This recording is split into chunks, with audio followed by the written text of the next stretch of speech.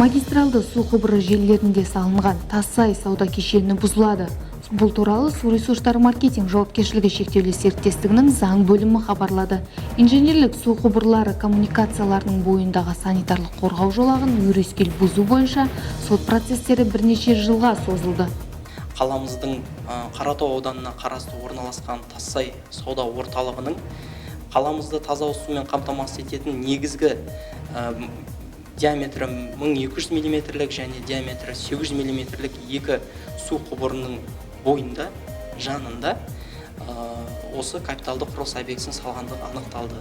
2020 жылдан бастап осы объекті бойынша Қаратау аудандық сотында іс қаралып, қазіргі уақытта іс қалалық соттың қаулысымен бекітіліп, қаулысы шыққан және де аталмыш құрылыс объектісі меншік иесінің өз еркімен демонтаж жасалуға, яғни өз еркімен бұзылуға әрекеттер жасалып жатыр.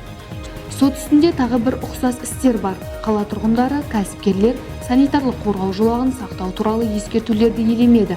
Алайда бұны болдырмауға болады. Су ресурстары маркетинг жауапкершілігі шектеулі серіктестігінің заң бөлімі ескерту жасағысы келеді. Құрылыс жұмыстарын жүргізерден бұрын жер учаскелерінің алаңында, осы аумағында инженерлік коммуникациялардың бар жоқ екендігін бірінші кезекте білу керек. Яғни ол үшін тиісінше өтініш хатпен Су ресурстары маркетинг жауапкершілігі шектеулі серіктестігіне тікелей немесе уәкілетті органдар арқылы жүгіне отырып білуге болады.